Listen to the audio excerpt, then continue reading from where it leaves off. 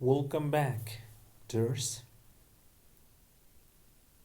This is first video, first level. از خوش آمدید به درس اول از لیول سطح A1.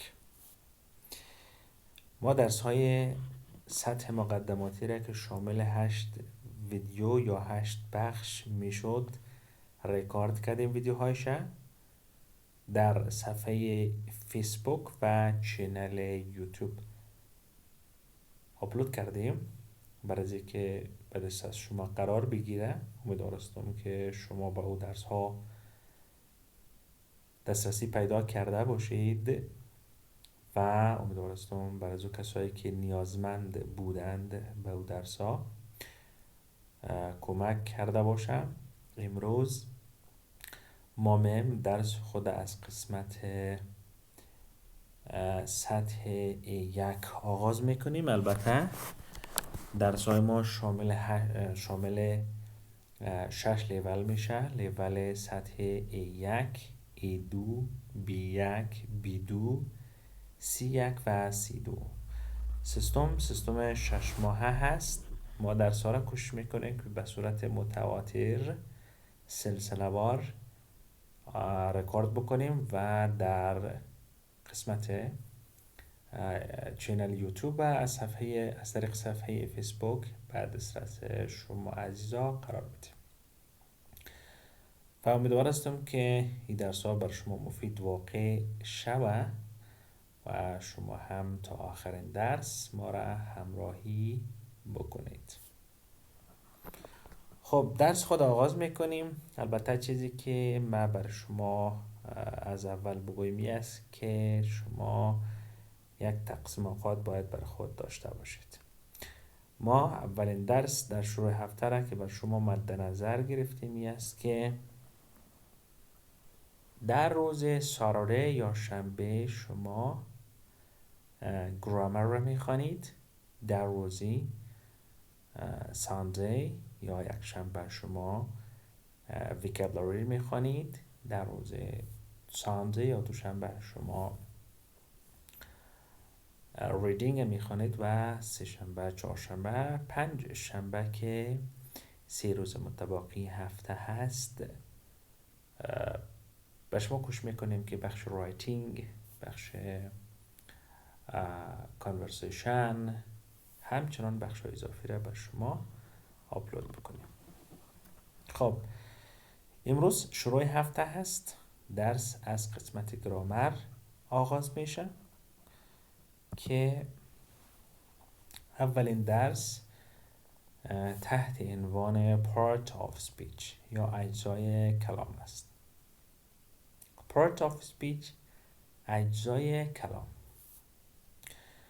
در هر زبان که ما بخوایم این زبان از لحاظ گرامری بحث بخوانیم یا مشخصا این که ما در زبان انگلیسی یا امی که ما فعلا ما زبان انگلیسی را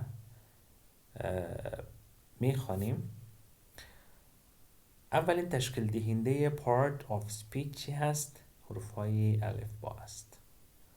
حروف های الفبای زبان انگلیسی یا الفابتس. الفابتس از لحاظ نوشتاری به 2 کاتگوری تقسیم میشه. اولی که کاپیتال نوشته میشه به صورت بزرگ و به صورت کوچک. همچنان از لحاظ تلفظ، از لحاظ صدا به 2 بخش اساسی دیگه تقسیم میشه. vowel sounds یا حروف های صدادار که 5 حرف شامل الفبای صدادار هست در زبان انگلیسی: A, E, I, O و U. این 5 حرف از جمله حروف هستند. البته حروف های الفبا هستند که در زبان انگلیسی برش میگن حروف های الفبای صدادار و متباقیش بدون صدا هستند. حال وقتی ما فهمیدیم حروف های الفبا را از یک جا کردن چند حروف الفبا یک لغت به دست میاد. مثلا A دبل پی ال ای را وقتی با هم دیگه جای بکنیم اپل درست میشه.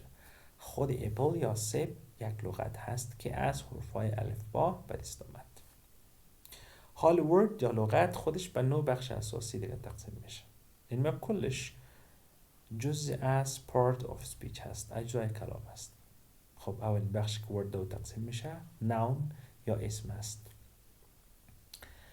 اسم خودش با زیر مجموعه های دیگه داره، مثلا common noun هست، proper noun هست، singular noun، plural noun و collective noun که ما هر کدامش در درس مربوطه خودش خواهد خواندیم. دومین بخش که ورد دو تقسیم میشه pronoun هست یا ضمیر. pronoun یا ضمیر خودش هم به زیر مجموعه های دیگه تقسیم میشه، مثلا subject pronoun، object pronoun، reflexive pronoun، possessive pronoun، demonstrative pronoun، interrogative pronoun و indefinite pronoun. سومین بخش که ورد دو تقسیم میشه verb هست. verb یا فعل. verb یا فعل ما در سمستر بعدی یعنی سطح A2 خواهد خواندیم. خب بخش چهارمش که ورد دو تقسیم میشه adjective هست. adjective یا صفت. adjective با زیر مجموعه های دیگه داره، مثلا adjective از لحاظ size، quality، color، origin، substance. بخش پنجمی که ورد دو تقسیم میشه adverb یا قید هست. قید باز زیر مجموعه داره، مثلا adverb of minor، adverb of time، place، frequency، duration. بخش ششمیش که ورد دو تقسیم میشه conjunction هست. conjunction این لغت یا عبارت هست که دو عبارت یا دو جمله را به هم دیگه پیوند میده. مثالش and، but، or.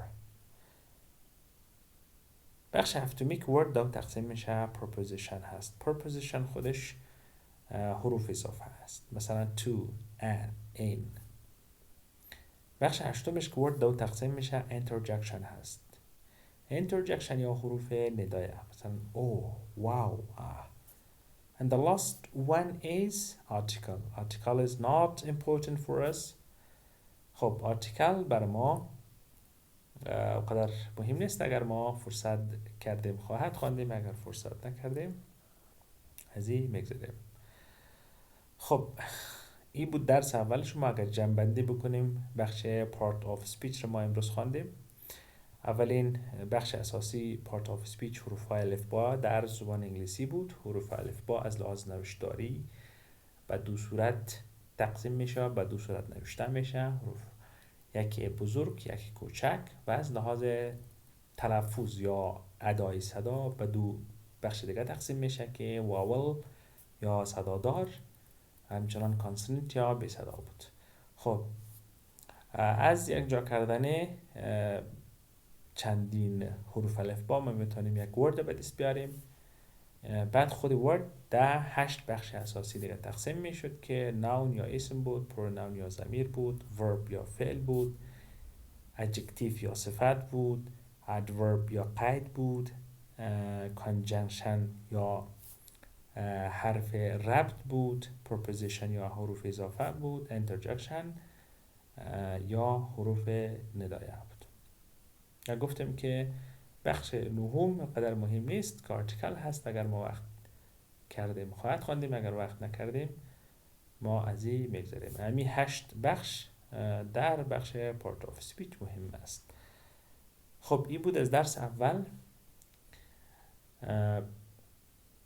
که بر شما یک مقدمه شما.